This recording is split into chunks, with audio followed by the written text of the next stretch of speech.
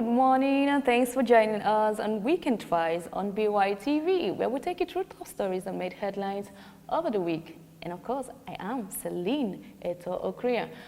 Always remember that you can get full details of these stories on our website. Going to Campus Gist, the Niger Delta University, that is NDU, launched its radio station. Yeah, I'm talking about a radio station right there at the university. Oh, it's a great one, and this was in an effort to sustain accreditation of the mass communication program in the school. I think this is a good one because it will get the students, particularly the pioneer students from the mass communication department, to get to the studio, to practicalize what they'll be taught in the classroom. And of course, it will get them baked, and not come out half-baked. Like here in Nigeria, they would say, that some graduates are half-baked. This, I think, would help get, take this off. Okay, so that's a good one from the Niger Delta University. Kudos to you, NDU. Okay, now this is our festive period. It's time for celebration. I'm not talking about the Christmas celebration. And so you see people going to the parks, to get vehicles to convey them to their various destinations, because at times like these, people tend to spend the holidays at home, like back to the main roads, where they come from. And so you see a lot of persons on the road, and this is where a lot of drivers drive, some of them so crazily. So the Federal Safety Corps in Bayelsa State has warned drivers not to overspeed.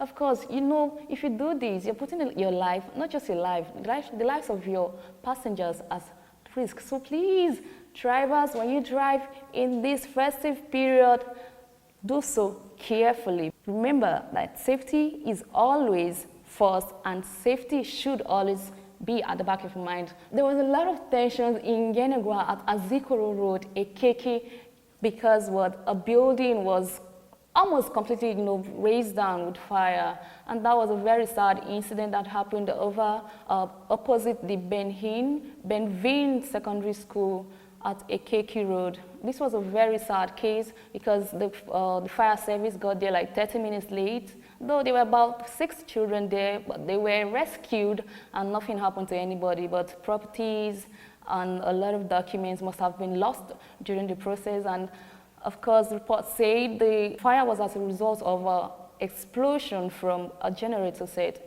Imagine if we had had power supply, would this have happened?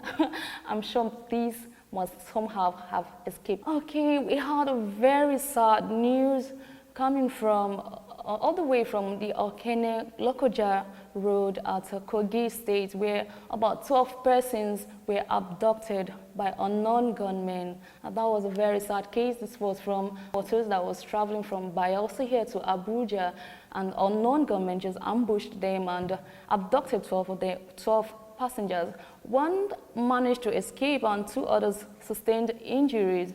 And a source that is connected to the company, who wants to be anonymous, said the kidnappers are demanding for 50 million ransom to release Wu, the driver. And this is a very sad one because they're not saying anything about the others that were kidnapped. The 50 million naira is just for the driver. What happens to the others? And then where are we going to get 50 million naira to release this driver?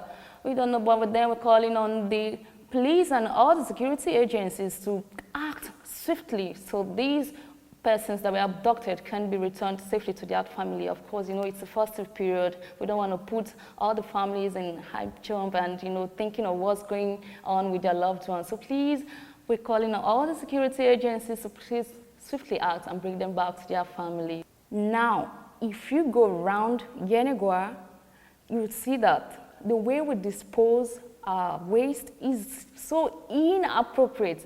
Like you see, I think the right way to do this is you just put your waste in a nylon and then drop it at those specific places that have been put in place to drop your waste, and then the environmental officials come and pick them up. But when you go around, you just see that these waste are just dropped like that. Some person just come and then pour all their waste.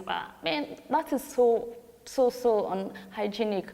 Okay, so the Bayelsa Commissioner for Environment, that is Odengs Eradiri, has called on In fact, he has decried over the poor situation of Bayelsans disposing their waste. This is so not okay. And he said this could actually cause what? Sickness and illness like typhoid fever, malaria. So please, Bayelsans, if you want to dispose your waste, you have to do it properly. Get them in a nylon, just package them well, drop it, and these environmental officials will come pick them up. Let's keep Bayelsa clean, okay? And yeah, in the world of sports, I know you'll be like, why is she so excited? Well, I am, because we have our very own 7-year-old Deborah Quickpen representing not just Bayelsa, but Nigeria at the World Chess Tournament in Namibia. Now, Deborah is a wizard. I'm talking about a wizard when it comes to playing chess, okay? Like, if you put Deborah and I here, in a minute, did I say in a minute? Within seconds, she just kicked me out. Yeah, this little girl is that good. Deborah, we're so proud of you. Just go and get the trophy home. We're hoping and we're cheering you on. Get it for us. Okay, and that's it on Weekend Files on BYTV. Don't forget, I told you that you can always get full details of these stories and of course other stories on our website. Not just there, you can also follow us on our different social media platforms to get everything that happens around Bayelsa. Until I come your way again, this festive period, do something nice for someone. Why don't you get a gift for that? Your neighbor, instead of just receiving, give something out. Yeah, I intend to do that too, okay? I will surely do that too.